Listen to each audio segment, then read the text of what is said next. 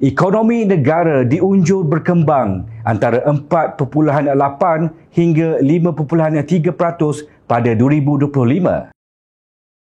Kerajaan menaikkan unjuran pertumbuhan ekonomi Malaysia bagi 2024 kepada antara 4.8% hingga 5.3% berbanding 4.0% hingga 5.0% sebelum ini, kata Datuk Seri Anwar Ibrahim.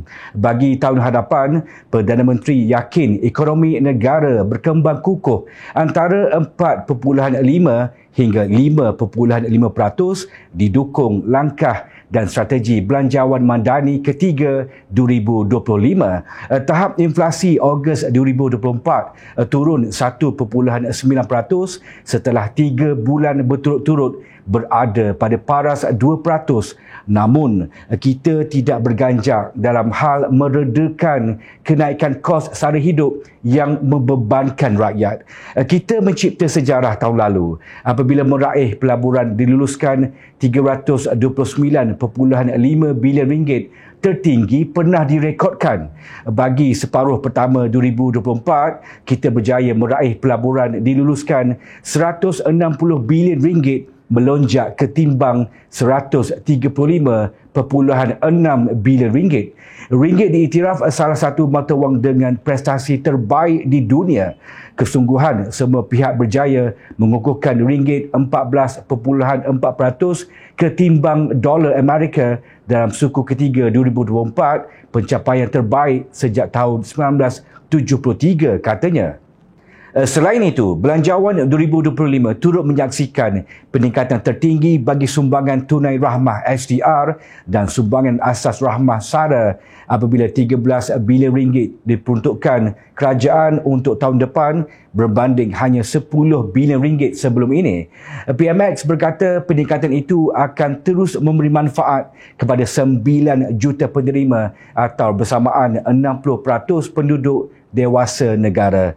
Ini bermakna pada tahun hadapan seramai 4.1 juta penerima SDR kategori isi rumah akan menerima SARA bernilai RM100 sebulan berbanding 700,000 penerima tahun ini. Bantuan SARA akan dikreditkan ke dalam MyKad penerima bermula April depan dan ini boleh dibelanjakan untuk membeli barangan asas seperti makanan dan minuman, ubat-ubatan, barang persekolahan serta kebersihan diri di lebih 600 pasaraya dan kedai runcit seluruh negara, katanya ketika pembentangan Belanjawan 2025 di Dewan Rakyat pada Jumaat. Anwar yang juga Menteri Kewangan berkata golongan bujang pula akan menerima SDR bernilai RM600 hasil tambahan peruntukan sama. Jumlah itu sekaligus membolehkan kadar maksimum diterima isi rumah meningkat kepada RM4,600 berbanding RM3,700. Kita akui dan mendengar rungutan tentang kos sara hidup. Lantaran itu, kita mengambil langkah serta kebijakan ekonomi dengan meningkatkan peruntukan dan kadar maksimum bantuan tunai yang tertinggi pernah diberikan kerajaan dalam menangani kos sara hidup rakyat. Ini juga akan ditambah melalui peningkatan peruntukan bantuan tunai di bawah Jabatan Kebajikan Masyarakat JKM kepada RM2.9 bilion berbanding RM2.4 bilion, katanya lagi. Tambah beliau lagi, bantuan warga emas juga dinaikkan kepada RM600 sebulan berbanding RM500 sebulan ketika ini. Selain itu, kadar bantuan kanak-kanak keluarga miskin turut dinaikkan daripada RM200 kepada RM250 seorang untuk kanak-kanak berusia 6 tahun dan ke bawah. Bagi kanak-kanak berusia 7 hingga 18 tahun pula, bantuan mereka akan dinaikkan daripada RM150 kepada RM200, tertakluk kepada kadar maksimum RM1,000 sekeluarga, katanya. Tambahan lagi, penjawat awam juga diharap memberi komitmen penuh dalam memastikan iltizam kerajaan untuk menambah baik sistem penyampaian perkhidmatan awam kepada rakyat dapat dilaksanakan dengan berkesan. Presiden Kongres Kesatuan Pekerja-Pekerja di dalam Perkhidmatan Awam QPEX, Datuk Dr. Adnan Mat berkata, Kerjasama dan koordinasi antara jabatan kerajaan menjadi kunci bagi mencapai matlamat ini. Iltizam kerajaan untuk menambah baik sistem penyampaian perkhidmatan awam kepada rakyat selaras pengenalan sistem saraan perkhidmatan awam SSPA yang bertujuan meningkatkan kualiti perkhidmatan awam, katanya dalam kenyataan mengulas pembentangan Belanjawan 2025 oleh Perdana Menteri.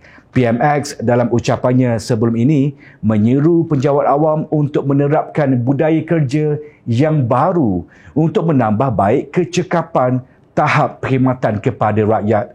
Adran berkata usaha kerajaan dalam meningkatkan pendapatan boleh guna penjawat awam selaras dengan peningkatan kos sara hidup juga langkah yang sangat dihargai. QPAX turut menghargai komitmen kerajaan untuk meneruskan pemberian bantuan khas kewangan BKK berjumlah RM500 kepada semua penjawat awam grade 56 dan ke bawah termasuk lantikan kontrak yang akan disalurkan pada Februari tahun depan, katanya. Adnan berkata bantuan itu pastinya memberi kelegaan kepada penjawat awam terutama dalam menghadapi pembukaan sesi persekolahan dan sambutan Ramadan serta Hari Raya Aidilfitri pada tahun hadapan. Kalian nampak tak? Di sebalik kesibukan sosok tubuh Anwar Ibrahim ke sana ke sini menjalankan tugasan beliau sebagai Perdana Menteri, kesejahteraan rakyat tidak pernah dilupakan. Syabas dan terima kasih Kerajaan Madani.